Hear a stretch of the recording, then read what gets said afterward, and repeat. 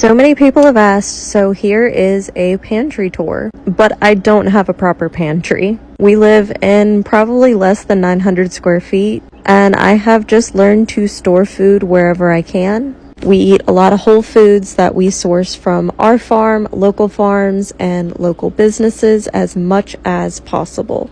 And I can a lot. This shelf that y'all see most of the time is things that I grab for regularly. We have pickled peaches, corn, green beans, tomato products, salsa, jelly, apple products like cider, and some sausage and such. This is honestly my favorite shelf in the house. I try to make it look really cute.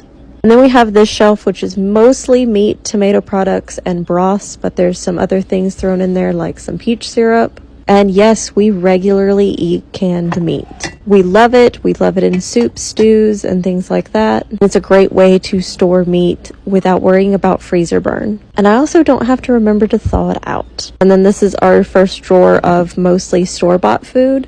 It's mostly bouillon and baking ingredients and some things like instant pudding, cake mixes, dried beans I haven't put away yet, marshmallows and cocoa for making hot cocoa, and some paper plates for when we have company or I just don't feel like doing dishes that day.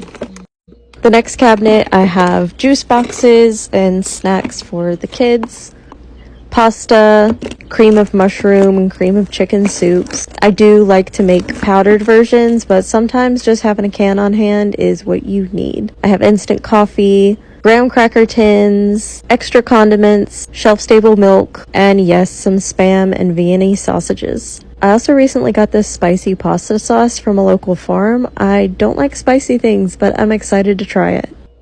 This here is my favorite cabinet, my herbs. I'm actually an herbalist. I've been practicing and learning on my own for about 5 to 6 years now, and a lot of these I have foraged or grown myself. There are some things that I source from reliable herb companies, but I try to stick to the herbs that I know how to gather and grow myself. Down below is some more canned goods, corn, green beans, jams, jellies, and such.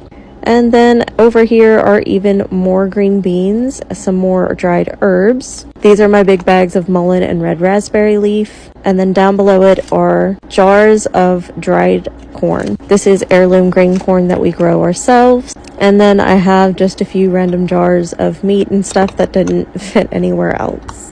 This is also where I try to store our dried beans and things, but it is the end of harvest season and all of the cabinets and the freezers are about to bust.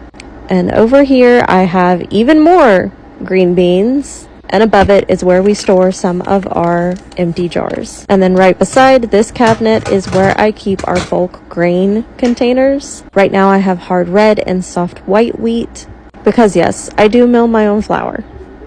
The next canning cabinet is kind of just a miscellaneous. It holds whatever I need it to hold, which right now is a lot of apple butter and pears. And then this is all of my herbal tinctures and infused oils that I make. Above it is my ferment shelf where I have my apple cider vinegar and my kombucha. And then because I know somebody's going to ask, what about the seasonings? Don't worry, I have a whole cabinet that is just nothing but seasonings and spices, vinegars, and oils. And last but not least, I will show you my hoard of potatoes.